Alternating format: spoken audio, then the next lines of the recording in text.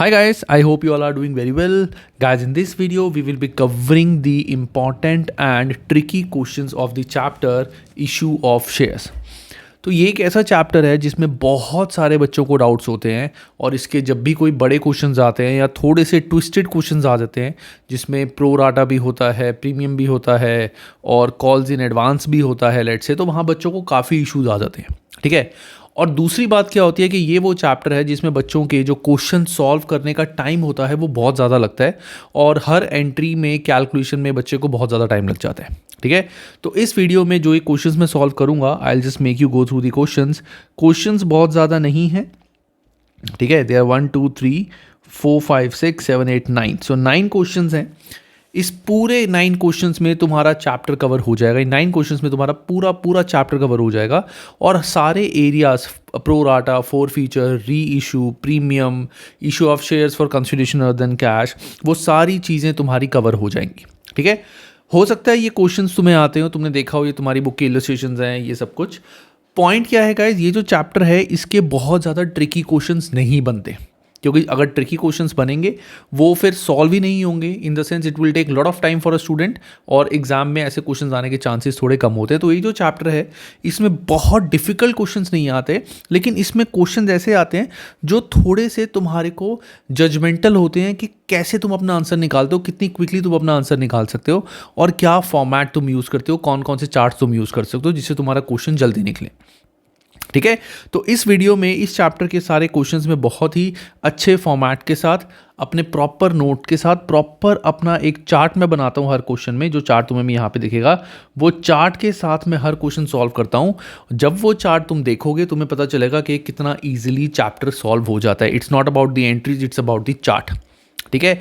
दूसरी चीज़, अगर बच्चे तुम्हें लगता है कि सर ये चार्ट आप हमें भी समझाओ, हमें भी समझना है चार्ट, तो वो चार्ट समझाना थोड़ा सा भी अलग कॉन्सेप्ट है, क्योंकि बहुत सारे बच्चों ने अलग अलग जगहों से कोचिंग ली होती है। कई कोचिंग नहीं लेके स्कूल से पढ़ते हैं, कई खुद अपने कॉन्सेप्ट्स बनाते हैं, तो सबका पढ़ने का तरीका अलग है।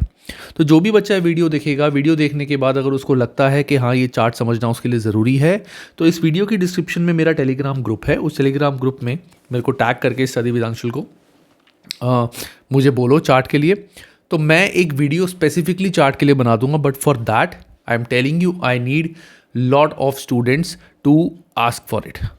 एक दो बच्चों के लिए मेरे लिए वो चार्ट की वीडियो बनाना बहुत डिफिकल्ट है, बिकॉज एक वीडियो बनाने is a very lengthy procedure. ठीक है।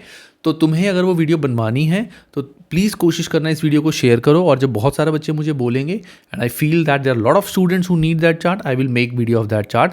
बट काफ़ी हद तक वो चार्ट तुम्हें इन सारे क्वेश्चन से भी कवर हो जाएगा। ठीक है। तो गाइज बिफोर आई स्टार्ट, मेरी वीडियो को प्लीज़ जितना हो सकता है शेयर करो। व्यूज़ जितने मैं एक्सपेक्ट करता हूँ उतने नहीं आ रहे हैं। क्लास 12 के इतने सारे स्टूडेंट्स हैं इंडिया में, एंड बहुत सारे बच्चों को ऐसे क्वेश्चंस में प्रॉब्लम आती है and they are looking for कि ऐसे बड़े बड़े क्वेश्चंस कोई हमें बिल्कुल अच्छे से डिटेल में सॉल्व करवा दे। So I am here and I am doing that for you. So please मेरी वीडियो को जितना हो सकता है शेयर करो, इस वीडियो को लाइक करो एंड लेट्स स्टार्ट। चलो, सबसे पहले आता है हमारा क्वेश्चन नंबर 1। ठीक है। सो क्वेश्चन नंबर 1 क्या है, let me just change the format a bit, font में थोड़ा सा छोटा कर देता हूँ। येस। सो क्वेश्चन नंबर 1, इसमें क्या लिखा है, Jaya limited issued 60,000 shares of 10 each. हमें शेयर चैप्टर जो शेयर कैपिटल है इसको कभी भी यहाँ से नहीं पढ़ना। We don't have to read the question from here कभी भी। हमें हमेशा ये देखना है कि क्वेश्चन में हमसे पूछा क्या गया है, हमें हमेशा बिल्कुल लास्ट से स्टार्ट करना है। ठीक है। होगा क्या, तुम पूरा क्वेश्चन पढ़ोगे, पूरा क्वेश्चन पढ़ते पढ़ते अपने माइंड में जर्नल एंट्रीज, अगर तुम चार्ट बनाते हो तो वो चार्ट, कैलकुलेशन सारी तुम्हारी धीरे धीरे शुरू हो जाएंगी, which will take 5 to 8 minutes तुम्हारे माइंड में कि अच्छा ये भी है, ये भी है, ये भी है, इसमें ये भी होगा, इसमें ये भी होगा, इसमें ये भी होगा, वो भी होगा, ये भी है, और ये क्वेश्चन तो 3 मार्क का है या ये क्वेश्चन तो 2 मार्क का है। यो यार, ये तो 4 मार्कर में इतना बड़ा क्वेश्चन आ गया शेयर कैपिटल का, जो कि बच्चे बोलते हैं। वो क्यों होता है, तुमने यहीं से अपना प्रॉस्पेक्ट बना लिया कि क्वेश्चन इतना लेंथी है, बट पहले हमें क्वेश्चन में पढ़ना है। क्वेश्चन में है क्या, calculate the amount received on allotment, के अलॉटमेंट में कितना अमाउंट तुम्हें रिसीव होगा, दैट्स इट। तुम्हें कोई जर्नल एंट्री नहीं करनी है, यहाँ तुम्हें सिर्फ ये बताना है कि अलॉटमेंट में कितना अमाउंट तुम्हें रिसीव होगा। ठीक है। तो एक क्वेश्चन करते हैं, इसमें मैं अपना चार्ट बनाता हूँ जो मैंने बताया था, अपने चार्ट्स, अपने फॉर्मेट्स ध्यान से देखना। मैं बहुत आराम से कराऊंगा इनिशियली, ताकि तुम्हें एक एक चीज़ अच्छे से समझ आ जाए। तो क्वेश्चन नंबर 1 में क्या है, Jaya limited issued 60,000 shares of 10 each at a premium of 2 per share payable as 3 on application, 5 on allotment including premium है 3, that means 2 plus 3, 2 is face value and 3 is premium, and balance on first and final call. तो यहाँ पे अगर मैं देखूँ application, allotment और call, तो मैं हमेशा ऐसे लिख के ऊपर लिखूंगा फेस वैल्यू। ये मैं अपने लिए बता रहा हूँ, तुम भी कॉपी में लिख सकते हो इफ़ यू वांट, इससे क्वेश्चन इजी हो जाता है। एप्लीकेशन की फेस वैल्यू है 3 और यहाँ पे मैं लिखूंगा premium, P for premium. Allotment is 5 including premium, premium है 3 का, सो दैट मीन्स हमारी फेस वैल्यू होगी 2, तभी अलॉटमेंट 5 की है। और कॉल हमारी कितनी हो जाएगी, टोटल फेस वैल्यू शेयर की कितनी है 10, तो 3 + 2 5, तो कॉल कितने की होगी हमारी 5 की, जिसकी रिक्वायरमेंट भी नहीं थी, बट स्टिल मैंने इनिशियली क्वेश्चन हर तरीके से तुम्हें समझाना है। अब मैं बनाऊंगा अपना चार्ट इज, उसको मैं बोलता हूँ प्रो राटा चार्ट। क्या बोलता हूँ मैं उसको, प्रो राटा चार्ट। मैं 2 चार्ट बनाता हूँ हर क्वेश्चन में, एक प्रो राटा चार्ट और एक 4 फीचर चार्ट। पहले मैं बात कर रहा हूँ प्रो राटा चार्ट की, तो इसमें मैं क्या लिखूंगा, applied, allotted, this is amount received, मैं थोड़ा छोटा कर देता हूं, अप्लाइड, अलॉटेड,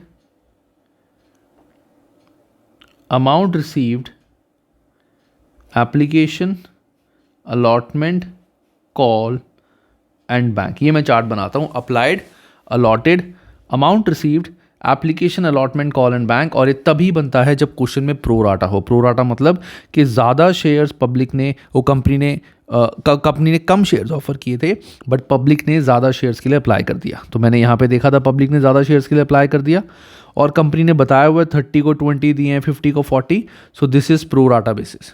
जब भी 30 को 20 दे दिए, this is pro rata basis. इसमें ये नहीं लिखा हुआ कि 20 को 20 दिए और 10 को रिफंड कर दिया। अगर ऐसा लिखा होता तो प्रो राटा नहीं होता। प्रो राटा का मतलब क्या होता है, प्रो राटा मीन्स कि 30 शेयर होल्डर्स को 30,000 शेयर होल्डर्स को 20,000 शेयर्स दिए हैं, तो जो भी इनसे 10,000 शेयर्स के एक्सेस पैसे आए हुए हैं वो हमने इनको रिफंड नहीं करे, और वो पैसे हमने आगे अलॉटमेंट या कॉल तक एडजस्ट कर लिए। This is called pro rata, कि rather than refunding the amount received on excess shares, we have adjusted that amount along with allotment or call. तो यहाँ पे पहली कैटेगरी 30,000 शेयर होल्डर्स को हमने कितने दिए, 20,000 शेयर्स। 50,000 शेयर होल्डर को हमने कितने दिए, 40,000 शेयर्स। और 2,000 शेयर होल्डर्स को हमने दिए 0।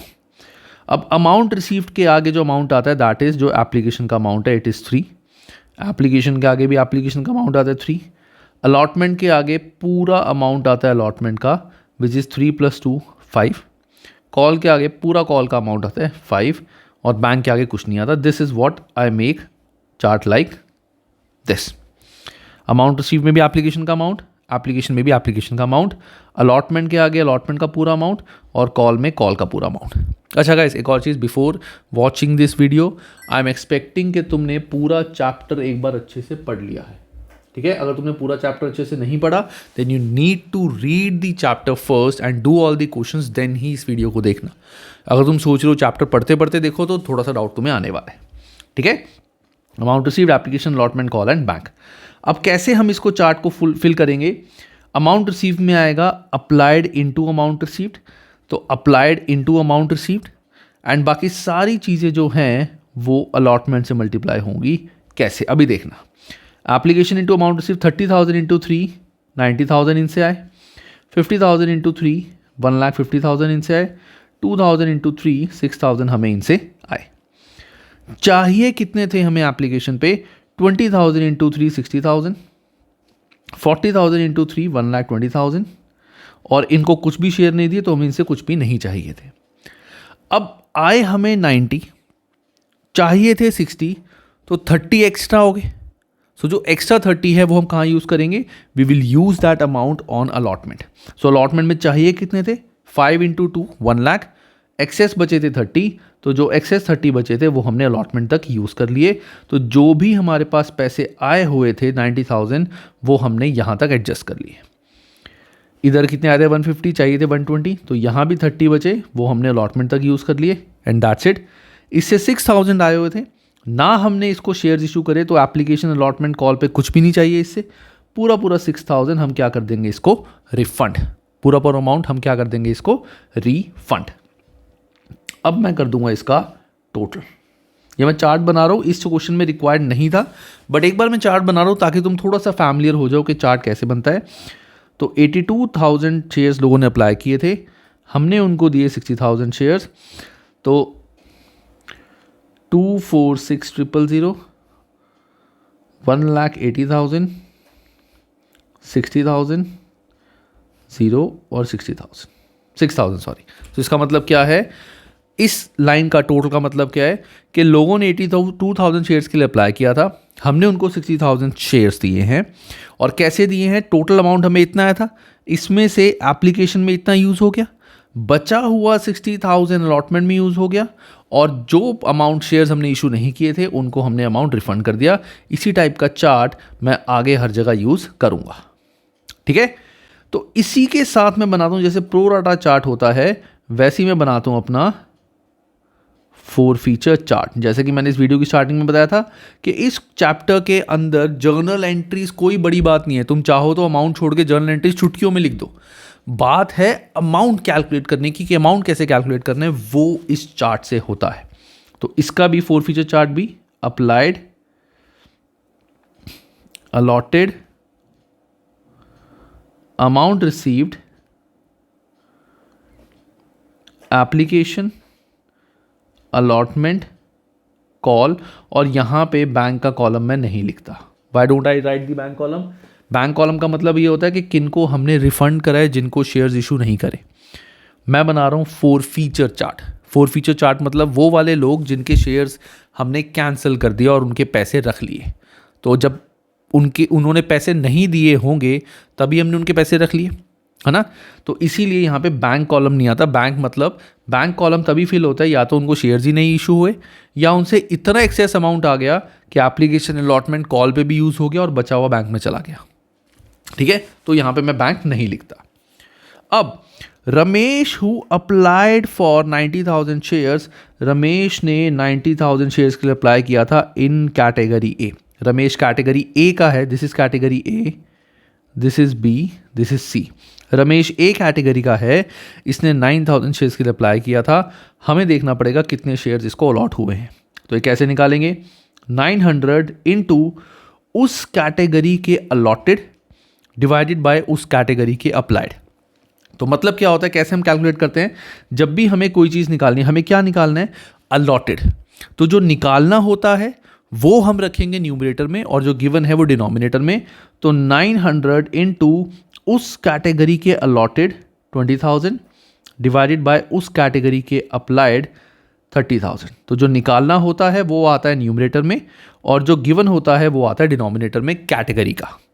तो ये हमारा जो आंसर आ जाएगा इट विल बी 332। सो ये आ गया हमारा 600, ठीक है। क्लियर है गाइस, बहुत सिंपल टॉपिक था। अब यहाँ पे हम कैसे करेंगे, वही चार्ट जो हमने ऊपर फुलफिल किया था वो यहीं पे करेंगे। 3, 3, 5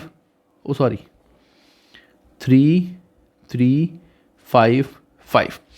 तो 900 इंटू 3 2700, 600 इंटू 3 1800, एक्सेस 900 हमारे यहाँ चले गए। Second part, Suresh who was allotted 600 shares in category B. Suresh जिसको 600 शेयर्स कैटेगरी बी से अलॉट हुए थे, अब हमें निकालना है उसने कितने शेयर्स अप्लाई किए थे। तो 600 इंटू उस कैटेगरी के अप्लाइड डिवाइड बाय उस कैटेगरी के allotted, that means into 5 divide by 4, ऐसे भी कर सकते हैं। इंटू उस कैटेगरी के अप्लाइड डिवाइड बाय उस कैटेगरी के अलॉटेड। मैंने क्या बताया था, जो निकालना होता है वो न्यूमरेटर में आता है। सो दैट मीन्स ये आ गया हमारा 750, ठीक है। कितना आ गया हमारा 750। तो 750 इंटू 3 2250, 600 इंटू 3 1800, तो बैलेंस कितना रह गया हमारा 450, वो आ गया यहाँ पे। ये मैं बनाता हूँ अपना 4 फीचर चार्ट और साथ ही 4 फीचर चार्ट में मैं क्या लिखता हूँ, जो अमाउंट मुझे रिसीव नहीं हुआ उसको लिख के मैं ऐसे क्रॉस करता हूँ। कैसे, देखो अभी मैंने 4 feature chart, pro rata chart होता है सारे शेयर्स के लिए, 4 फीचर चार्ट होता है उन शेयर्स के लिए जिसके पैसे हमें नहीं आए, तो इनके पैसे हमें नहीं आए थे, तो सेम चार्ट जैसा मैंने ऊपर बनाया था वो मैंने उनके लिए बना दिया। एडिशनली यहाँ मैं क्या लिखूंगा, फेल टू पे अलॉटमेंट मनी, इन्होंने अलॉटमेंट का अमाउंट हमें नहीं दिया, इन दोनों बंदों ने अलॉटमेंट का अमाउंट हमें नहीं दिया। ध्यान से देखना, अलॉटमेंट पे हमें इससे, ये कौन बंदा है, रमेश, अलॉटमेंट पे रमेश से चाहिए कितने थे, 600 शेयर्स उसको अलॉट हुए, तो 600 इंटू 5 हमें 3000 उससे चाहिए थे, 600 इंटू 5 हमें 3000 उससे चाहिए थे। 3000 में से 900 तो ऑलरेडी उसके एप्लीकेशन पे एक्सेस आए हुए हैं जो हमने अलॉटमेंट में यूज कर लिए, है ना। सो दैट मीन्स 2100 अमाउंट उसने नहीं दिया, है ना। हम उससे पूरा 3000 नहीं मंगाएंगे, क्यों, क्योंकि 900 तो ऑलरेडी आया हुआ है, वो तो यूज कर लेंगे हम। 2100 उससे मंगाया, वो उसने हमें नहीं दिया। ऐसे ही इस केस में 600 इंटू 5 3000 चाहिए थे, 450 ऑलरेडी आ चुके हैं, तो 3000 माइनस 450 दैट मीन्स 2550 इससे जो आने थे वो हमें नहीं आए। क्वेश्चन में हमें क्या निकालना है, what is the amount received on allotment, allotment पे हमें कितना अमाउंट आया। तो ये ऐसे चार्ट हैं, अगर तुमने चार्ट बना लिया तो तुम्हारी सारी एंट्रीज हो सकती हैं। जितना स्लो और डिटेल मैंने यहां बताया, आगे वाले क्वेश्चंस में इतना स्लो नहीं बताऊंगा, वो थोड़ा जल्दी चलेंगे, ठीक है। सो गाइज यहाँ पे हमें निकालना क्या है, हमें निकालना है कि अलॉटमेंट में कितना अमाउंट हमें आया। तो जैसे कि मैं बता रहा था, ये चार्ट अभी मैंने थोड़ा जल्दी में कराया, आराम से कराया, लेकिन आगे वाले क्वेश्चंस में मैं बड़ा जल्दी कराऊंगा। तो हमारा जो आंसर है यहाँ पे, that is amount received on allotment, वो कितना आएगा, बहुत ध्यान से देखना। तो अलॉटमेंट में हमें कितना अमाउंट आना था, अलॉटमेंट में कितना अमाउंट हमें आना था, 60,000 शेयर्स हमने इशू किए थे, तो 60,000 इंटू अलॉटमेंट का अमाउंट था 5। हमें एप्लीकेशन प्रीमियम और फेस वैल्यू को अलग करने की ज़रूरत नहीं, क्योंकि हमें सिर्फ अमाउंट बताना है। इतना अमाउंट हमें अलॉटमेंट पे आना था, माइनस ये वाला जो अमाउंट है 60,000, ये ऑलरेडी एडजस्ट हो चुका है एप्लीकेशन के टाइम पे, तो ये अलॉटमेंट के टाइम पे हम नहीं मंगाएंगे।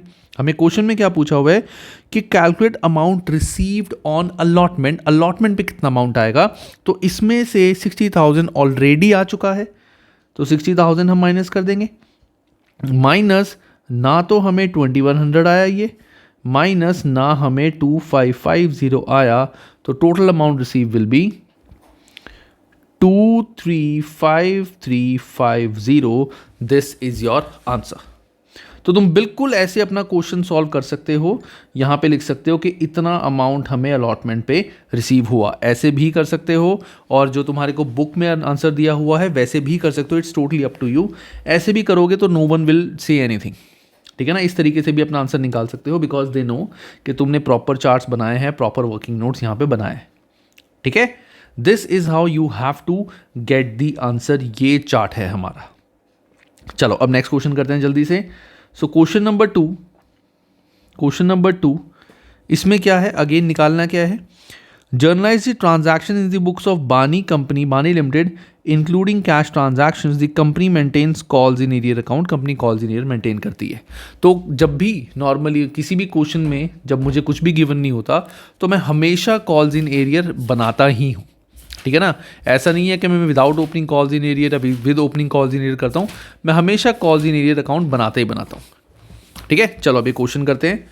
On 1 January 2020, Bani limited issued 10,000 equity shares of 10 each, payable as application 3, allotment 3, first call and final call 4, एक ही कॉल है, that is 3 months after allotment. Applications were received for 13,000 shares, हमने ऑफर करे थे 10,000 और पब्लिक ने अप्लाई कर दिया 13,000। Director made allotment in full to the applicants demanding 5 or more share and refunding the amount to the applicants of 3,000 shares. अब यहाँ पे ध्यान से देखना गाइस, यहाँ पे जो तुम्हारी ये लाइन है कौन सी, director made allotment to full of the applicants demanding 5 or more shares and refund applicant for 3,000, ये जो लाइन है ना, यहाँ पे बहुत बच्चे कंफ्यूज होंगे कि सर इसका मतलब क्या है। इसका कुछ मतलब नहीं है गाइस, इसका कुछ मतलब नहीं है। इसका सिंपल मतलब है कि कंपनी ने 3000 शेयर होल्डर को, जो 3000 शेयर जिन्होंने अप्लाई किए थे उनको रिफंड कर दिया और 10,000 को 10,000 दे दिए। तो 10,000 को 10,000 दे दिए और 3,000 को कुछ भी नहीं दिया। That's it, simple, that's it, very simple. तो इसमें हमें प्रो राटा चार्ट बनाने की ज़रूरत नहीं है क्योंकि प्रो राटा है ही नहीं। इस लाइन का director made allotment to full to the applicants demanding 5 or more share doesn't matter, किसने कितना कुछ नहीं है, इसको देखने की भी ज़रूरत नहीं है। बिल्कुल कंफ्यूज मत होना, सोचना भी मत। तुम्हें सिर्फ क्या देखना है कि कितनों को रिफंड किया। 13,000 शेयर्स लोगों ने अप्लाई किए थे, 3,000 को रिफंड कर दिया, दैट मीन्स 10 को 10 मिल गए। दैट्स इट, काम यहीं खत्म। ठीक है। One share holder who was allotted 200 shares paid first and final call with allotment. Okay. Another shareholder did not pay allotment money on his 300 shares and paid it with first and final call. ठीक है कि एक person ने हमें 200 shares के पैसे first and final call के allotment के साथ दे दिए और एक पर्सन ने हमारे को अलॉटमेंट के पैसे ना देके हमें फर्स्ट कॉल के साथ दिए। अब ये हम क्वेश्चन कैसे सॉल्व करेंगे? तो यहाँ पे भी मैं एक चार्ट बनाऊंगा जैसे प्रो राटा चार्ट होता है उसी टाइप का। अब यहाँ पे याद रखना अप्लाइड अलॉटेड लिखने की ज़रूरत नहीं है। क्यों? क्योंकि यहाँ पे प्रो राटा है ही नहीं। तो मैं सिंपल लिखूँगा number of shares, application amount, allotment amount और call amount. Application, allotment, call. Application है हमारी 3 की, अलॉटमेंट है हमारी 3 की और कॉल है हमारी 4 की। एक person who was allotted 200 shares paid first and final call with allotment, उसने फर्स्ट एंड फाइनल कॉल ये वाले पैसे हमें अलॉटमेंट के साथ दे दिए। दैट मीन्स 200 इंटू 4, 800 जो था वो उसने हमें अलॉटमेंट के साथ दे दिया। 800 उसने यहाँ ना दे के, जैसे मैं वहाँ करता था जो अमाउंट नहीं आया कॉल पे ना दे के, वो अमाउंट हमें अलॉटमेंट के साथ दे दिया। सो this is calls in advance कि हमें 800 एडवांस में आ गई। ठीक है। और उसके बाद another share holder holding 300 shares did not pay allotment money and paid it with first and final call. तो एक पर्सन था जिसके पास 300 शेयर्स थे, वो पैसे उसने अलॉटमेंट में ना देके, दैट मीन्स 300 इंटू 3, 900 हमें अलॉटमेंट पे ना देके 900 कॉल के साथ दिए। तो हमें अलॉटमेंट अमाउंट नहीं आया, हमें कॉल पे अमाउंट आया। So it will be calls in arrears. So arrears मतलब जब पैसे अभी ना आके बाद में आए, और एडवांस मतलब जब पैसे हमें आने जिस टाइम पे चाहिए थे, रिक्वायर्ड थे, उससे पहले ही पैसे आ गए। तो ये छोटा सा चार्ट है, तुम चाहो तो इसको भी लर्न कर सकते हो। ये तो बहुत ही सिंपल है। ये जब भी क्वेश्चन में कॉल्स इन एडवांस, एरियर ऐसा क्वेश्चन होगा वहाँ पे तुम यूज़ करोगे। अब इसके हम करते हैं जर्नल एंट्रीज। तो late me make the format for you जल्दी से। तो मैंने कहा अपना फॉर्मेट बना लिया है। यहाँ पे डेट जनरली तुम्हें लिखने की ज़रूरत नहीं है, डेट को कोई देखता भी नहीं है। हम सीधा बात करते हैं एंट्रीज की, because that is important part. तो सबसे पहले हम बात करते हैं 10,000 शेयर्स लोगों ने अप्लाई कर दिया था 13,000 शेयर्स के लिए। तो पहली एंट्री हमारी क्या होगी? Bank account debit to share application. कुछ लोग बोलेंगे कि सर शेयर नहीं होता, यहाँ पे इक्विटी शेयर एप्लीकेशन आता है, आप खाली शेयर एप्लीकेशन लिख रहे हो क्योंकि उनके स्कूल में या ट्यूशन में ऐसे ही कराया। गाइस तुम शेयर एप्लीकेशन भी लिख सकते हो, इक्विटी शेयर एप्लीकेशन भी लिख सकते हो, वो टोटली डिपेंड करता है। बोर्ड में नॉर्मली इसके मार्क्स नहीं करते, बट जैसा तुम्हारे को स्कूल में या कोचिंग में कराया गया है हमेशा वही फॉलो करो। मेरा काम तुम्हारे को सिर्फ एंट्री का लॉजिक समझाना है, ये बताना नहीं है कि यही आएगा वो नहीं आएगा। इक्विटी शेयर एप्लीकेशन भी तुम लिख सकते हो। तो हमें 13,000 शेयर्स के पैसे आ गए थे। एप्लीकेशन अमाउंट कितना था हमारा? 3 रुपीज़। सो दैट मीन्स हमें 39,000 अमाउंट आ गया था। हमें अब एप्लीकेशन में से हमने शेयर्स इशू कितने किए? 10,000 को। तो एंट्री विल बी शेयर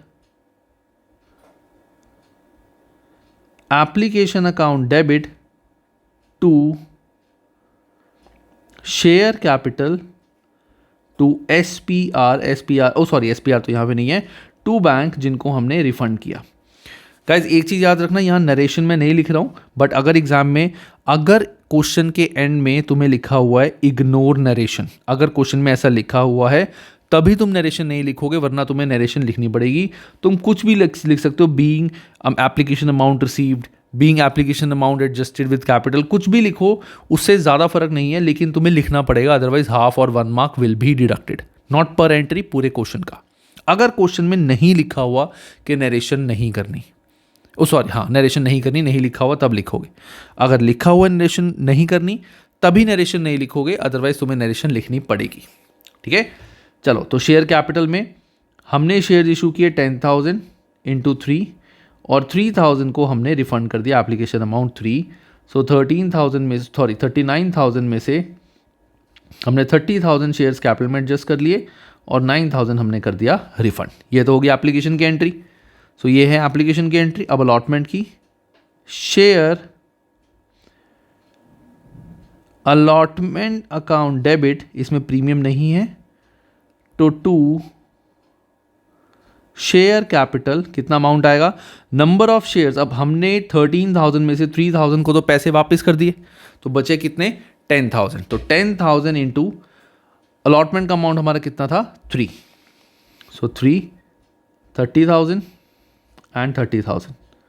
अब बात आती है हमारी यहाँ पे अलॉटमेंट की। अब हम ये देखेंगे अलॉटमेंट, ये हमारा काम आएगा क्या, एक हमें एडवांस आया था यहाँ पे और एक हमारा एरियर है। तो मैंने जब भी मैं पढ़ाता हूँ अपने स्टूडेंट्स को, तो मैं हमेशा उनको समझाता हूँ कि कॉल्स इन एरियर पहले डेबिट होता है बाद में क्रेडिट, और कॉल्स इन एडवांस पहले क्रेडिट होता है बाद में डेबिट। तो क्वेश्चन को, हर एंट्री को ईजिली समझने का तरीका क्या होता है, तुम्हें पता है कि यहाँ पे एडवांस भी है जो पैसे पहले आए, पता है एरियर भी है, तो अभी अमाउंट पे फोकस ना करो, तुम सिंपल पहले एंट्री लिख दो यहाँ पे। तो एंट्री क्या होगी यहाँ पे, बैंक अकाउंट डेबिट, जैसा कि मैंने बताया था कॉल्स इन एरियर पहले डेबिट होता है बाद में credit, so calls in arrear account debit, और मैंने बताया था कॉल्स इन एडवांस पहले क्रेडिट होता है बाद में debit, so to calls in advance to share allotment. ये मैंने कर दी पहले एंट्री। एंट्री करके मेरे को एक हो गया कि अगर ये 2 मार्क की एंट्री है तो आधा मार्क या 1 मार्क तो मेरा पक्का हो गया, आधा तो पक्का हो गया। अब बात आती है अमाउंट की, अमाउंट कितना आएगा। टोटल अमाउंट मुझे अलॉटमेंट में आना था 30,000, 30 में से कितना नहीं आया वो मैं माइनस कर दूंगा, और कितना मुझे अगला एडवांस आ गया वो मैं यहाँ पे ऐड कर दूंगा। सो 100 यहाँ से माइनस होंगे, सो इट इज़ 29900। एरियर का अमाउंट कितना है 900, एडवांस का अमाउंट कितना है 800, और अलॉटमेंट में आ जाएगा पूरा 30,000। अलॉटमेंट के आगे आ जाएगा 30,000 जो अलॉटमेंट पे हमने मंगाने थे। तो ये होगी हमारी अलॉटमेंट की second entry, bank account debit, calls in arrear account debit, to share allotment, या to calls in advance to share allotment. तो कॉल्स इन एडवांस में कॉल्स इन एडवांस का अमाउंट, कॉल्स इन एरियर में calls in arrear का amount. Bank के अंदर इतने total पैसे हमें आने थे जिसमें 900 अभी नहीं आए और 800 हमें एडवांस आ गया। इस चार्ट से मैंने इसको समझ लिया, ये क्रॉस ने बड़ा हेल्प कर दिया मेरे को, ये नहीं आए ये पहले आ गए। ठीक है, अब बात करते हैं हम शेयर फर्स्ट कॉल की entry, first and final call की एंट्री, ये भी इंपॉर्टेंट है। तो share first and final call account debit to share capital, number of shares हमने इशू किए थे 10,000 और फर्स्ट एंड फाइनल कॉल का अमाउंट था 4 rupees, so that means 40,000 and 40,000। अब हमारी बैंक की एंट्री क्या होगी, अब यहाँ पे भी देखो, अब यहाँ पे जो एडवांस था वो हमें नहीं आया क्योंकि एडवांस पहले आ चुका है, और एरियर का पैसा अब हमें आया है। तो जैसा कि मैंने रूल बताया था, एरियर पहले डेबिट होता है बाद में क्रेडिट, एडवांस पहले क्रेडिट होता है बाद में डेबिट। तो मैंने यहाँ पे भी क्या किया, पहले एंट्री कर ली। क्या एंट्री करी, bank account debit, calls in advance account debit to calls in arrear to share first and final call. मैंने पहले एंट्री कर दी, अमाउंट नहीं लिखा। अब यहाँ पे भी टोटल अमाउंट हमें कितना आना था 40,000, 40,000 में से ये अमाउंट हमें नहीं आया क्योंकि पहले आ चुका है, 800 माइनस कर देंगे, और 900 हमें अब आया है अलॉटमेंट का अमाउंट कॉल के साथ आया है, तो यहाँ पे हम इसको 900 को ऐड कर देंगे, ठीक है। सो दैट मीन्स 40100। एडवांस का अमाउंट हमें पता है, ऊपर से देख लेते हैं। एडवांस का अमाउंट था 800, एरियर का अमाउंट था 900 और फर्स्ट कॉल का अमाउंट हमारा था 40,000। सिंपल क्वेश्चन, इजी क्वेश्चन, मुश्किल नहीं था। सिर्फ एंट्रीज को समझने की बात है कि एरियर एडवांस कब डेबिट कब क्रेडिट होता है, ठीक है। तुम चाहो तो इस एंट्री को स्प्लिट भी कर सकते हो, इस एंट्री को ऐसे भी कर सकते हो, रियली इट डजंट मैटर, ठीक है। इस तरह से तुम्हें ऐसे क्वेश्चन करने हैं। मैंने बताया था स्टार्टिंग में कि क्वेश्चंस ट्रिकी बहुत ज़्यादा नहीं है, बहुत ज़्यादा डिफिकल्ट नहीं है, बट कॉन्सेप्चुअल है, फॉर्मेट है। फॉर्मेट तुम्हें समझ आ गया तो क्वेश्चन आसान है, ठीक है। अब आता है हमारा question number 3। Guys question number 3 थोड़ा सा इंपॉर्टेंट है, क्योंकि ये जो नॉर्मल हम तरीका पढ़ते हैं उससे थोड़ा सा अलग है। जो नॉर्मल हम तरीके के क्वेश्चन करते हैं ना, उससे थोड़ा सा अलग है ये। क्या है क्वेश्चन? क्वेश्चन में लिखा हुआ है, Akshit limited purchase machinery for 4,30,000 from perfect machine limited and paid as follows, ये लिखा हुआ है, ठीक है। अब कई बार ऐसे क्वेश्चन में, मुझे वो क्वेश्चन जेन्युइनली मैंने ढूंढा था, मुझे एग्जैक्टली वैसा नहीं मिला जो मैं बताना चाह रहा था। कई बार क्या होता है, हमें ये अमाउंट नहीं लिखा होता, हमें ये अमाउंट क्वेश्चन में दिया ही नहीं हुआ, this is not given in the question, ठीक है। तुम्हें बोला हुआ ऐसे क्वेश्चन में ए पार्ट, क्वेश्चन में जो पूछा गया है, let me just write it here. So दो चीज़ें हैं। पहली चीज़ तुमसे पूछी गई है यहाँ पे, मैं एक बार ऊपर वाले इनको डिलीट कर देता हूँ क्योंकि इट्स नॉट रिक्वायर्ड नाउ, ठीक है ना, क्योंकि क्वेश्चन तो हमने कर लिया है तो इसको मैं डिलीट कर देता हूँ। तो पहली चीज़ हमसे जो इस क्वेश्चन में पूछी गई है वो ये पूछा गया है, कैलकुलेट परचेज कंसिडरेशन, कि परचेज कंसिडरेशन क्या होगी, और दूसरा डू नेसेसरी जर्नल एंट्रीज, हमें नेसेसरी जर्नल एंट्रीज करनी है। ये दो चीज़ें हमसे पूछी गई हैं। अब यहाँ पे हम परचेज कंसिडरेशन गाइस कैसे निकालें, यही सबसे इंपॉर्टेंट बात है। तो सबसे पहला हमारे यहाँ पे आएगा A part, calculation of purchase consideration, ठीक है। तो कैलकुलेशन ऑफ परचेज कंसिडरेशन हम कैसे निकालते हैं, ध्यान से देखना। ये मैं फॉर्मेट थोड़ा सा जो ऐसा बनाऊंगा वो तुम्हारे को डिबेंचर्स में भी हेल्प करेगा, क्योंकि डिबेंचर्स में भी सेम कॉन्सेप्ट है। तो इसमें पहले आता है cash paid, bank draft given, bank draft, और बिल्स पेबल एक्सेप्टेड। एक तो हम ये लिखेंगे कैश पेड, बैंक ड्राफ्ट और bills payable accepted, face value of shares, face value of all shares plus premium minus discount. मतलब जो हमने शेयर्स इशू किए हैं, अगर प्रीमियम है तो ऐड कर देंगे, डिस्काउंट है तो माइनस। यू माइट लाफ कि सर शेयर्स तो कभी भी डिस्काउंट पे इशू नहीं होते, आपको तो पता ही नहीं। तो मैं बोलूँगा मुझे पता है। क्या पता है? शेयर्स डिस्काउंट पे नहीं इशू होते, लेकिन अगर डिबेंचर्स हैं, debentures can be issued at a discount, तो तुम्हें यही लॉजिक वहाँ यूज़ करना है। तो यहाँ डिस्काउंट नहीं आएगा ऑफकोर्स, क्योंकि शेयर्स का चैप्टर है, लेकिन होगा क्या, जितना भी हमने कैश पे करा है plus face value of shares, all shares plus premium अगर है तो डिस्काउंट है तो माइनस कर देंगे वो अमाउंट। इसको बोला जाता है टोटल परचेज कंसीडरेशन। ये होता है हमारा फॉर्मेट परचेज कंसीडरेशन निकालने का। You can write this in the question as well, अपने कॉपी में भी लिख सकते हो। तो देखो यहाँ पे क्या हुआ है, हमने इतने शेयर 10,000 शेयर्स इशू करे हैं, 10 each eight a premium 3। That means यहाँ पे मैं क्या करूँगा, 10,000 इंटू 13, 10,000 इंटू 13 करूँगा मैं। 13 क्यों करा मैंने? फेस वैल्यू प्लस प्रीमियम, अगर डिस्काउंट होता तो माइनस कर लेते। दैट मीन्स 1,30,000 तो हमने ऐसे दिए। एक्सेप्टेंस, बिल्स पेबल हमने एक्सेप्ट किए कितने का, 1,00,000 का, plus balance by post dated check of 2 months for 2,00,000। Doesn't matter post dated है कुछ है, डजेंट मैटर, हमने चेक दे दिया 2,00,000 का, तो 2,00,000 भी हमने उसको दे दिए। सो 2,00,000 plus 1 3,00,000, 3 lakh plus 130, it is 430. So 4,30,000 will be the purchase consideration अगर निकालने को आती है purchase consideration. ठीक है, तो इस तरह से हम परचेज कंसिडरेशन निकाल सकते हैं अगर क्वेश्चन में पूछा गया है. याद रखना ऐसा क्वेश्चन आ सकता है. It can come for 3 to 4 marks, जहां पे तुमसे पूछा जा सकता है कि कैलकुलेट परचेज कंसिडरेशन. बच्चे घबरा जाएंगे कि सर कैसे निकालें, हर क्वेश्चन में तो गिवन होती थी. ठीक है, चलो अब हम क्या करेंगे इसके बाद, इसकी जर्नल एंट्रीज. चलो जल्दी जल्दी जर्नल एंट्रीज करते हैं. Let me make the format.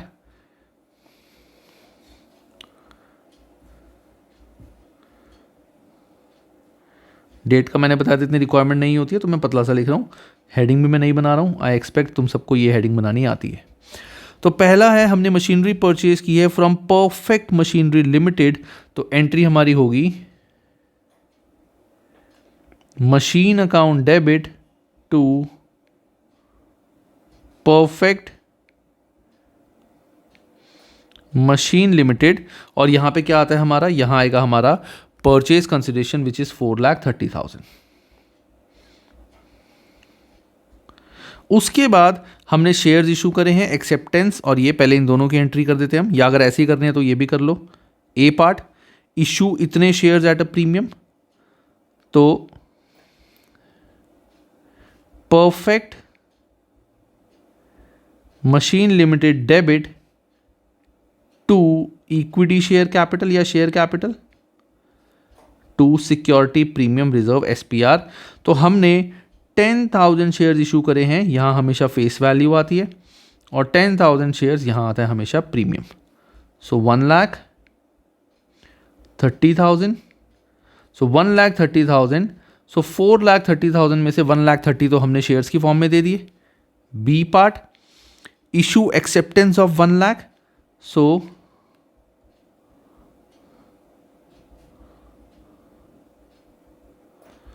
Perfect machine limited account debit to bills payable. Acceptance मतलब बिल्स पेबल कितने के, 1,00,000 के.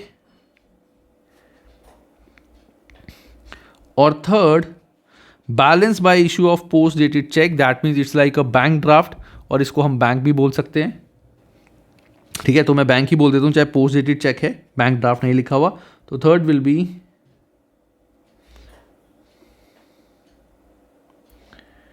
Perfect machine limited account debit to bank, कितना, 2,00,000. So this is how we have to do the journal entries. ठीक है, और of course यहाँ पे हमारा नरेशन भी हमेशा हर एंट्री के बाद आएगा. तो नरेशन तुम्हें हर जगह लिखनी है. डू रिमेंबर दिस कि नरेशन हर जगह आएगी ही आएगी if nothing is mention in the question. ठीक है, अब इंपॉर्टेंट बात यहाँ पे ये है, तुम ये सोच रहे होगे कि सर आप चाहो तो ये तीनों एंट्रीज एक साथ भी तो कर सकते हो. Perfect machine limited account debit 4,30,000 to share capital to SPR to bills payable to bank. हाँ बिल्कुल, ये भी एंट्री मैं कर सकता हूँ.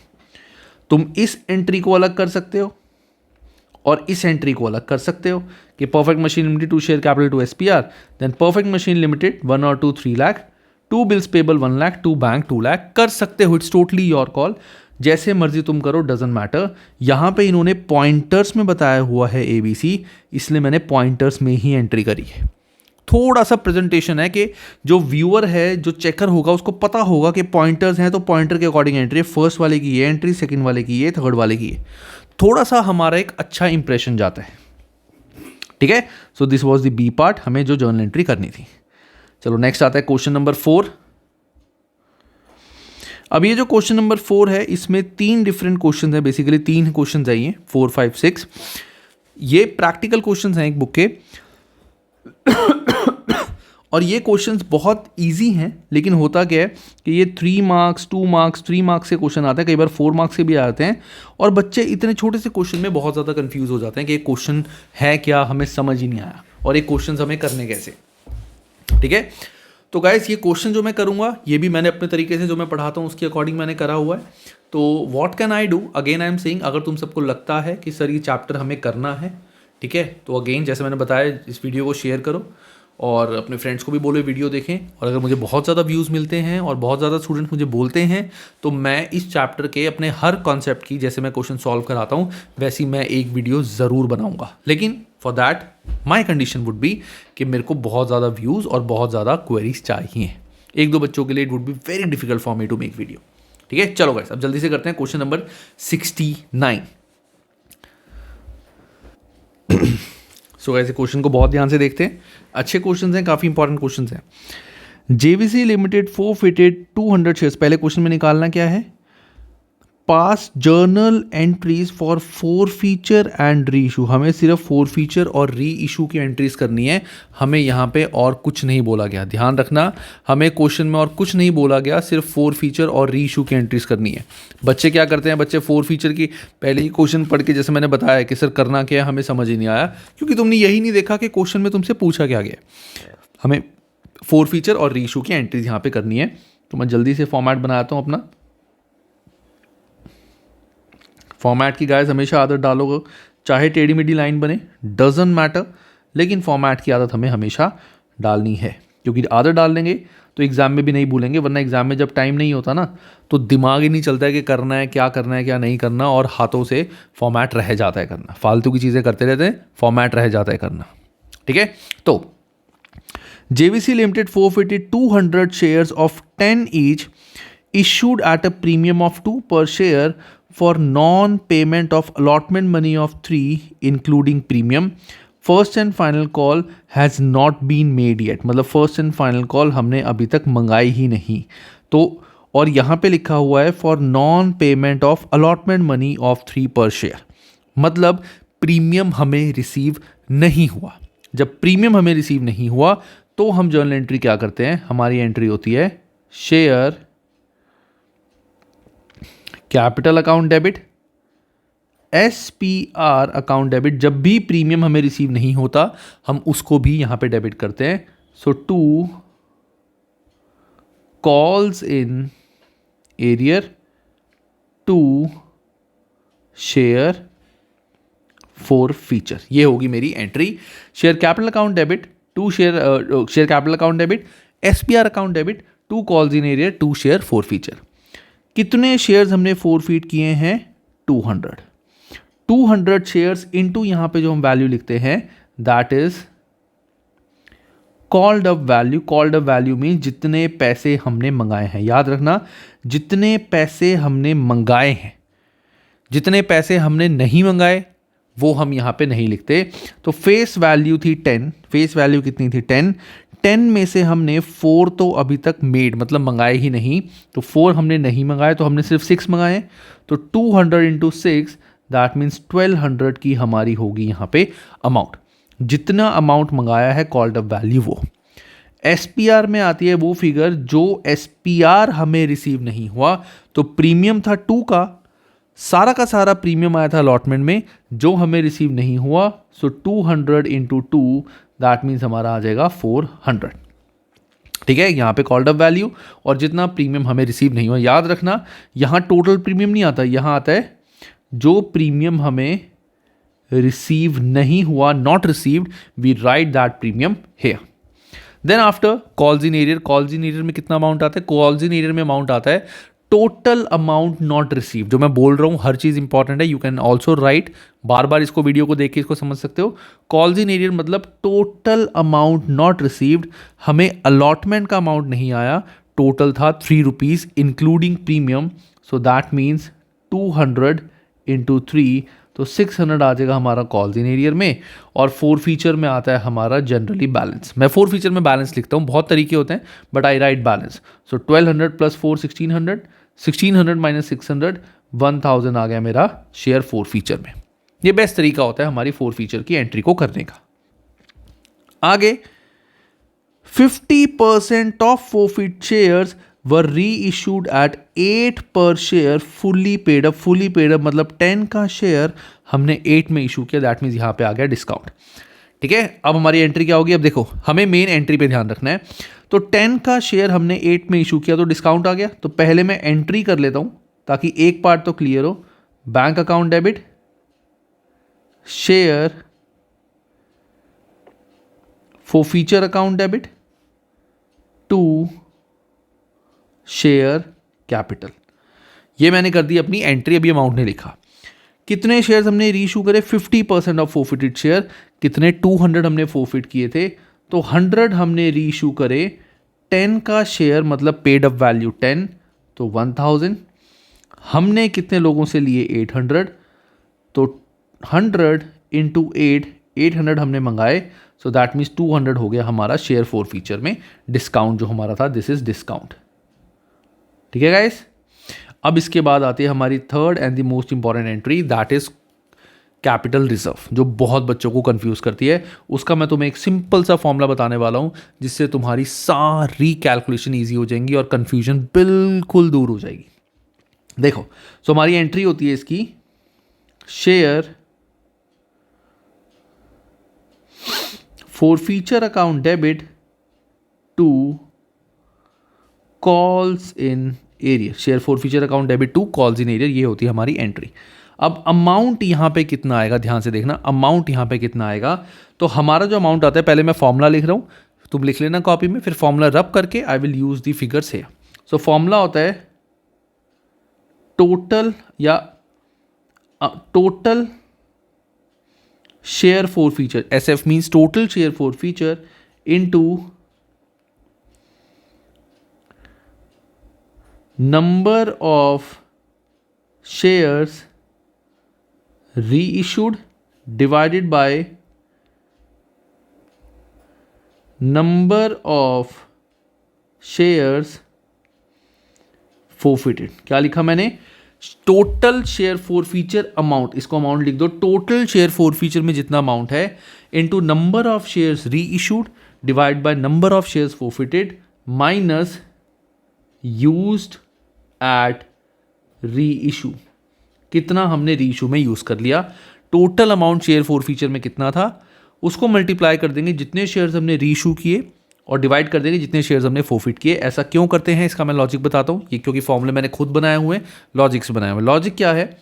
जितने शेयर्स मैंने फोरफिट किए हैं 200, उसमें से जितने शेयर्स मैंने री इशू करे हैं, जितने शेयर्स मैंने फोरफिट करे हैं, उसमें से जितने शेयर्स मैंने री इशू करे हैं, मुझे ये देखना पड़ेगा कि टोटल फोरफीचर में से री इशूड शेयर्स के लिए कितने पैसे हैं।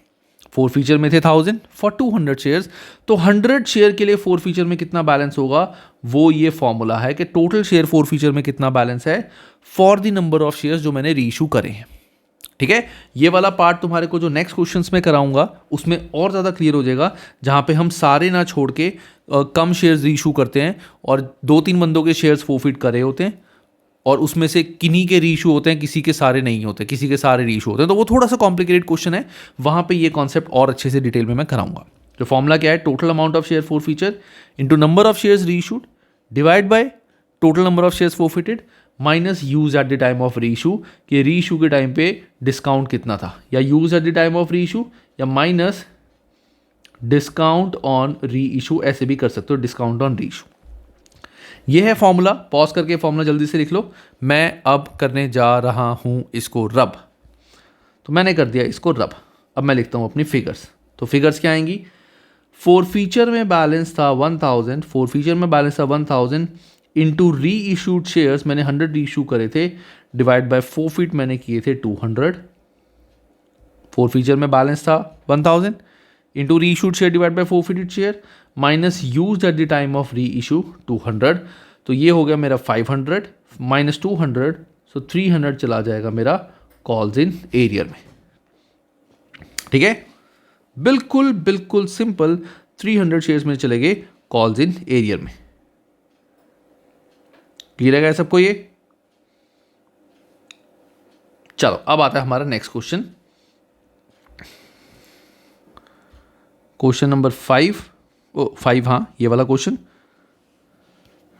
इसमें भी हम ना फॉर्मेट बना लेते हैं पहले।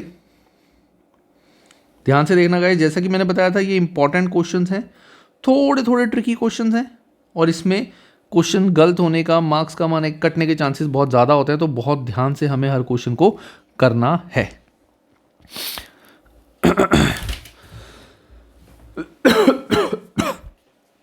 अब 70 क्वेश्चन क्या कह रहे हैं, मतलब हमारा क्वेश्चन नंबर 5 क्या कह रहे हैं, past journal entries in the books of the company for following transaction. Okay, Vishesh limited forfeited, that means सीधा हमने फोरफीचर की एंट्री करनी है। 1000 shares of 10 each issued at premium. Okay, 10 each का issued at a premium for non payment of allotment money of 5 including premium के allotment में 5 और premium के साथ था। Final call of 2 per share was not yet called, हमने final call 2 नहीं मंगाई। तो ये तो बड़ा आसान क्वेश्चन है, तो जैसा हमने करे वैसा ही है। Of the forfeited shares 800 shares वर री इशूड एट 12 पर share fully paid up, remaining shares वर री इशूड एट 11 पर शेयर फुली पेड अप। तो यहाँ पे री इशू की 2 एंट्रीज हैं, करके देख लेते हैं, बच्चों को हो सकता है यहाँ पे कंफ्यूजन हो। चलो, अब यहाँ पे भी हमने देखा कि प्रीमियम था, क्वेश्चन में था, और प्रीमियम का अमाउंट हमें नहीं आया, ठीक है ना। Non payment of allotment money, premium का अमाउंट हमें नहीं आया, तो प्रीमियम को डेबिट करेंगे, तो entry will be share forfeiture account debit, sorry share capital account debit SPR account debit to calls in arrear to share forfeiture। ये हो गई मेरी जर्नल एंट्री। अब let's work on the amount. So मैंने जैसे बताया था, टोटल शेयर्स हमने कितने फोरफिट किए, 1000 shares into called up value 10 है हमारी फेस वैल्यू, जिसमें से 2 हमने नहीं मंगाई, फाइनल कॉल के पैसे नहीं मंगाए, दैट मीन्स 8 हमने मंगाए, ठीक है। 2 हमने नहीं मंगाई, यानी 8 हमने मंगाए हैं, तो 8000 ये अमाउंट हमारा आएगा। कितना SPR नहीं आया, 2 रुपीज़ का था SPR, प्रीमियम के साथ था, और प्रीमियम हमें अलॉटमेंट के साथ था, और अलॉटमेंट का पैसा नहीं आया, दैट मीन्स प्रीमियम नहीं आया होगा। तो 1000 इंटू 2 2000, टोटल अमाउंट हमें कितना नहीं आया, 1000 into for non payment of allotment money that is 5, तो 5 नहीं आए, दैट मीन्स 5000। तो शेयर फोरफीचर में मैंने बताया था मेरा आ जाएगा बैलेंस विच इज 5000, कि 8 और 2 10 माइनस 5 5। अब आती है री इशू की entries. Of the forfeited shares 800 shares वर री इशूड एट 12 पर शेयर फुली पेड अप, 10 के शेयर हमने 12 में इशू किए, दैट मीन्स प्रीमियम पे इशू किए। तो पहले मैं एंट्री कर दूंगा, क्या entry, bank account debit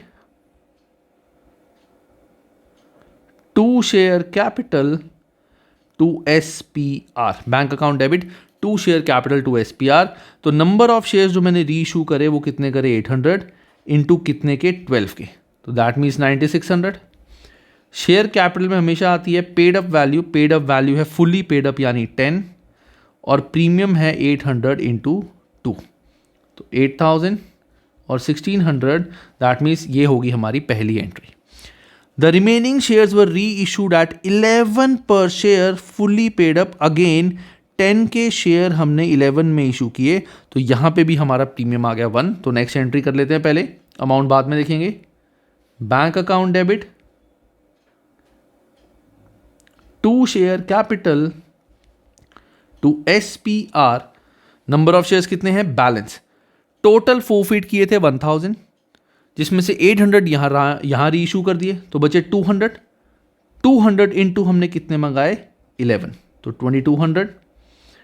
face value है 200 की, यानी पेड अप वैल्यू है 10, और SPR है 200 का 1, सो 2000 एंड यहाँ पे 200, ये होगी हमारी थर्ड एंट्री। अब हमें देखना है कि फोरफीचर का कितना अमाउंट हमारा कैपिटल रिजर्व में ट्रांसफर होगा, तो मैं एंट्री कर लेता हूँ, share forfeiture account debit to capital reserve. अब कहोगे सर यहाँ हमें बताओ वो फॉर्मूला कैसे लगेगा, कुछ नहीं, जैसा वहाँ लगता था वैसे लगेगा।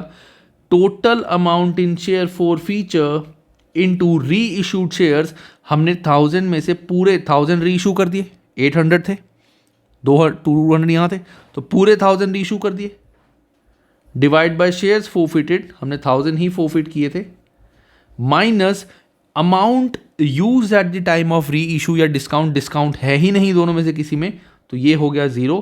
सो दैट मीन्स 5,000 पूरा हमारा चला जाएगा कैपिटल रिजर्व में।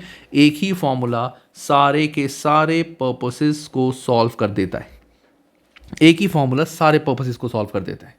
सिंपल क्वेश्चन देखने में लग रहा है, बट जब करने पे आओगे तो कंफ्यूजन होगी। अब आता है हमारा थर्ड क्वेश्चन, क्वेश्चन नंबर 71। ये देखना गाइज, ये बहुत इंपॉर्टेंट क्वेश्चन है, ठीक है। It's not easy, it is also a typical and difficult question. ये बहुत ध्यान से गाइज क्वेश्चन देखना, ध्यान से देखना guys. Journal entry of 4 feature and reissue, again यहाँ पे 4 फीचर और रीइशू की एंट्री करनी है। Gaurav applied for 5,000 shares of 10 each at a premium of 2.5, but he was allotted only 2,500 shares on pro rata basis। अब यहाँ पे आ गया प्रो राटा। क्या आ गया यहाँ पे? Pro rata. और मैंने बताया था जब प्रो राटा आ जाता है तो हमें चार्ट बनाना पड़ता है। तो हम यहाँ पे सिर्फ 4 फीचर चार्ट बनाएंगे, बिना चार्ट के ये क्वेश्चन नहीं हो पाएगा, हमें 4 फीचर चार्ट बनाना पड़ेगा, ठीक है। चलो अब देखते हैं। पहले मैं बताता हूँ, इसमें क्वेश्चन नंबर 71 या मेरा क्वेश्चन नंबर है ये 6। तो क्वेश्चन नंबर 6, इसमें सबसे पहला हमारा एप्लीकेशन का अमाउंट देखते हैं कितने, या फेस वैल्यू 10 है और प्रीमियम हमारा है 2.50 का। उसके बाद एप्लीकेशन में कितना अमाउंट आएगा? एप्लीकेशन में after having paid 3 on share पर एप्लीकेशन, सो एप्लीकेशन है 3। ही did not pay allotment money of 4.5 including premium, premium है 2.50 का। तो अलॉटमेंट में 4.5 हमें नहीं आए तो 2 फेस वैल्यू होगा और 2.50 होगा हमारा प्रीमियम, ठीक है। ये हो गया अलॉटमेंट में। He did not pay allotment money of 4.5 and on his subsequent failure to pay first call of 2 per share, तो हमारी जो फर्स्ट कॉल है वो कितने की है? 2 per share. His shares were forfeited. अब देखो यहाँ पे इंपॉर्टेंट बात क्या है, फेस वैल्यू है हमारी 10, 3 और 2, 4, 5, 6, 7। दैट मीन्स हमारी सेकंड कॉल भी थी कितने की? 3 की, जो हमने नहीं मंगाई। सेकंड कॉल थी 3 की जो हमने नहीं मंगाई।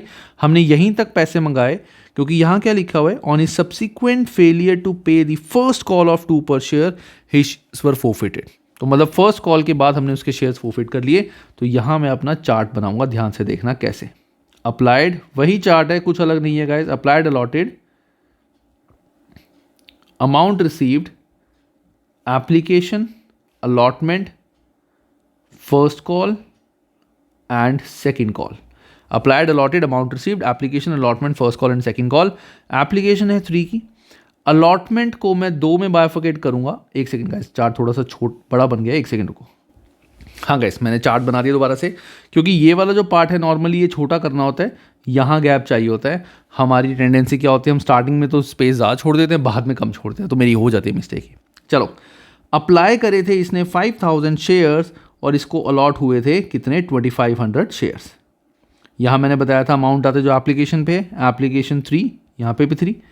अलॉटमेंट को यहाँ पे मैं 2 में बाइफर्केट करूँगा, तो 2 एंड 2 पॉइंट, इसको मैं ऊपर लिख देता हूँ 2 एंड 2.50। ये क्यों करा है मैं तुम्हें बाद में बताऊंगा अभी, पर लेकिन अलॉटमेंट का अमाउंट हमने 2 में बाइफर्केट करा है। ये सिर्फ जो हमारा 4 फीचर चार्ट है उसमें माइनस करते हैं, याद रखना, प्रो राटा में नहीं करते। वो अगर मैं वीडियो बनाऊंगा तो वहाँ से तुम्हें क्लियर कर दूंगा। फर्स्ट कॉल कितने की हमारी? 2, सेकेंड कॉल है 3 की। अब देखो ये चार्ट मैं कैसे बनाता हूँ गाइस। ये चार्ट वैसे मैंने उधर बनाया था, बट यहाँ और डिटेल में। जब भी हमारा प्रो राटा कैटेगरी होता है तो सबसे पहला काम मैं क्या करूँगा, इसको जैसे नॉर्मली एक्सपैंड करते हैं वैसे करेंगे। सो 5 × 3 हमें आ गए 15,000। 2,500 × 3 हमें चाहिए कितने थे? 7,500। तो एक्सेस रह गए 7,500 बचे हुए। 2,500 × 2, उसमें से 5,000 हमारे यहाँ यूज़ हो गए। अलॉटमेंट की फेस वैल्यू में 5,000 यहाँ यूज़ हो गए। अभी भी कितने बचे? 2,500। तो 2,500 × 2.5 ये ज़्यादा होता है, तो बैलेंस जो 2,500 बचा था वो मैंने यहाँ तक यूज़ कर लिया। तो इसका मतलब मुझे क्या पता चला, जो 15,000 मुझे इससे आए थे प्रो राटा कैटेगरी बेसिस में, तो मैंने क्या किया, मैंने 7,500 एप्लीकेशन में ले लिए जो चाहिए थे। फिर अलॉटमेंट में मुझे फेस वैल्यू में चाहिए थे 5,000, वो वहाँ यूज़ कर लिए, और बचा हुआ पैसा मैं प्रीमियम में ट्रांसफ़र कर दिया अलॉटमेंट की। ये था मेरा first part of the question कि जो मेरा जो एक्सेस अमाउंट था प्रो राटा कैटेगरी के अकॉर्डिंग वो कहाँ तक एडजस्ट हुआ। नेक्स्ट पार्ट क्या है, क्वेश्चन में लिखा हुआ है he did not pay allotment money, let me change the color for you, यहाँ पे he did not pay allotment money and his subsequent failure to pay call money। ना तो उसने allotment का अमाउंट दिया ना कॉल का। अब तुम बोलोगे कि सर allotment के पैसे तो उससे आ गए हैं, नहीं, allotment पे हमें उससे कितने पैसे चाहिए थे, ध्यान से सुनना। allotment की फेस वैल्यू थी 2, तो 2500 इंटू 2 5000 चाहिए थे, वो हमने ऑलरेडी एडजस्ट कर लिए, गुड। अलॉटमेंट पे प्रीमियम हमें कितना चाहिए था, 2500 इंटू 2.5, दैट मीन्स हमें 6250 का प्रीमियम चाहिए था, जिसमें से 2500 एक्सेस था एप्लीकेशन का जो हमने यूज़ कर लिया, तो माइनस 2500 3750 हमें अलॉटमेंट पे नहीं आए। ये बहुत बहुत बहुत इंपॉर्टेंट है गाइज, अलॉटमेंट में हमें 3750 अमाउंट नहीं आया। कैसे नहीं आया, हमने जो एक्सेस अमाउंट आया हुआ था वो एप्लीकेशन में इतना यूज़ कर लिया, उसमें से बचा हुआ अलॉटमेंट की फेस वैल्यू पे यूज़ कर लिया, और बाकी जो बचा हुआ था वो हमने अलॉटमेंट के प्रीमियम में यूज़ कर लिया। तो अलॉटमेंट में जो पैसे चाहिए थे हमें, उसमें से फेस वैल्यू पूरी आ चुकी थी ऑलरेडी, और प्रीमियम में इतना ऑलरेडी आ चुका था, बैलेंस हमें अब नहीं आया।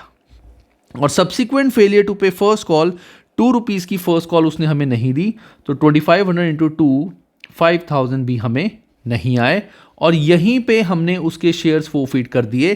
दैट मीन्स हम सेकंड कॉल तक पहुंचे ही नहीं, ना हमने सेकंड कॉल के पैसे मंगाए। तो ये मैंने बना लिया अपना चार्ट, और अब मैं करूंगा इसकी जर्नल एंट्री। बस ये चार्ट ही मेन है गाइज, मैंने बताया था यही गेम चेंजर है। अगर चार्ट समझ आ गया तो ठीक है, कई बच्चे बुक की तरह से भी करते हैं, कई बच्चे अलग तरीके से भी करते हैं, वो भी गलत नहीं है, मैं किसी को गलत नहीं बोलता। This is my way of doing the question which I believe is to be the best and the easiest one. एक बार चार्ट की प्रैक्टिस हो गई तो कोई भी क्वेश्चन ईजिली हो जाता है, बस पढ़ना आना चाहिए, इंग्लिश समझ आनी चाहिए, और ये चार्ट बनाना आना चाहिए, that's it.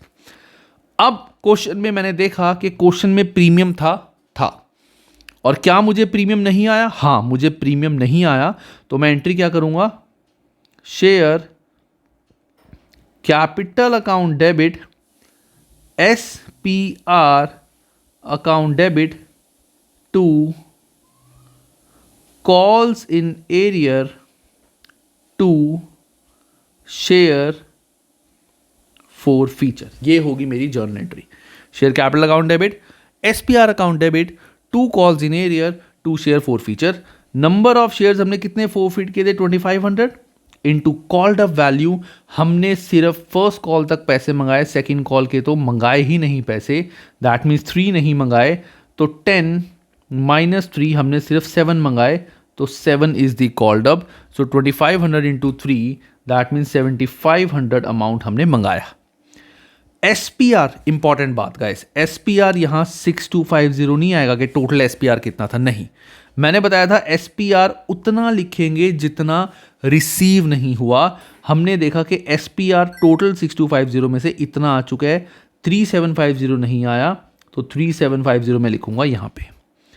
Calls in arrear में आता है जो टोटल पैसे मुझे नहीं आए इंक्लूडिंग प्रीमियम, टोटल पैसे नहीं आए इंक्लूडिंग प्रीमियम, तो 5000 प्लस 3750 इट इज 8750। तो इसका मतलब मुझे शेयर फॉर फीचर में मेरा बैलेंस कितना आएगा देख लेते हैं। तो 7500, इसमें मैं 3000 माइनस करूंगा, so 4500 would be the answer. Sorry guys, मेरी कैलकुलेशन मिस्टेक थी। तुम सारे बोलोगे सर 7 नहीं 17500 आएगा, सुन लो, it's a one way communication. तो मैं तुम्हारी बात तब नहीं सुन पाया था, लेकिन दिल की आवाज़ दिल से कभी भी सुनी जा सकती है। तुम सबने दिल से मुझे बोला कि सर यहाँ कैलकुलेशन मिस्टेक है, मैंने सुन ली और मुझे पता चल गया, ठीक है।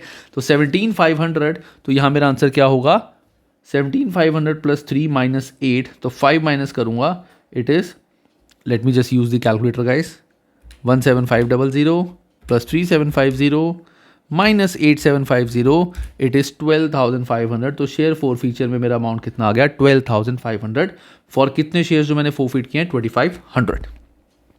आगे, these shares were reissued at 8 per share credited as fully paid, 10 का शेयर मैंने 8 का इशू किया, दैट मीन्स 2 का डिस्काउंट। तो मैं नेक्स्ट एंट्री कर लेता हूँ। पहले एंट्री करूँगा मैं bank account debit, share forfeiture account debit to share capital. 10 का शेयर मैंने 8 में इशू किया, तो 2500 इंटू 10 यहाँ पे आते हैं paid up value, 2500 into 8, so this is 20,000, तो 25,000, तो 5,000 का हो गया मेरा यहाँ पे डिस्काउंट। ठीक है, अब third entry, share forfeiture account debit to capital reserve. यहाँ पे भी मैंने जो अपना फॉर्मूला है मैं वही यूज़ करता हूँ, दिमाग भी लगा सकते हैं, लॉजिक भी लगा सकते हैं, बट मैं फॉर्मूला यूज़ करता हूँ क्योंकि लॉजिक लगाना टाइम ज़्यादा लेता है। लॉजिकली करना क्वेश्चन हमेशा अच्छा लगता है, लेकिन वो लॉजिक नॉर्मल जब तुम एग्ज़ाम ना छोड़ के घर पे करो, वैसे करो, तब काम आता है। लेकिन कभी कभार एग्ज़ाम में हमें जब टाइम कम होता है, वहाँ पे हमारे को हाथ तेज़ चलने चाहिए, लॉजिक से जल्दी हमारे हाथ चलने चाहिए। तो हमारा simple formula, amount available in share forfeiture 12,500 into री इशू हमने पूरे किए 2500, डिवाइड बाय फोरफीट भी 2500 किए थे, minus use at the time of re issue कितने यूज़ कर लिए 5000, तो ये तो 12,500 होगा, माइनस 5000, दैट मीन्स 7,500 आ जाएगा हमारा कैपिटल रिजर्व में, 7,500 आ जाएगा कैपिटल रिजर्व में। ठीक है गाइस, देखो कितने डिफिकल्ट या कंफ्यूजिंग क्वेश्चन थे जो बहुत इजी मैंने कोशिश की बनाने की। ठीक है ना गाइस, वीडियो काफ़ी बड़ी बन गई है, तो नेक्स्ट पार्ट में इसका कराऊंगा तुम्हें नेक्स्ट वीडियो के अंदर, जहाँ पे ये 2 और एक और क्वेश्चन है, ये पूरे बड़े क्वेश्चन हैं जहाँ पे हम दोनों चार्ट्स बनाएंगे। दोनों चार्ट्स बना के सारी की सारी entries, application allotment, first call, second call, forfeiture, री इशू, कैपिटल रिजर्व, सारी की सारी एंट्रीज करेंगे। बट ये पार्ट में कराऊंगा नेक्स्ट वीडियो में। बट उससे पहले I just expect and need one thing from you guys, जितना हो सकता है प्लीज़ मेरी इस वीडियो को शेयर करो and ask your friends to at least watch this video once, because I am pretty sure ये वीडियो को देख के उनका कोई नुकसान नहीं होने वाला, उनको थोड़ी सी नॉलेज, थोड़े से क्वेश्चन सॉल्विंग स्किल्स उनके एनहांस ही होंगे, which I always want for every child. ठीक है, चलो bye, take care and have a great time.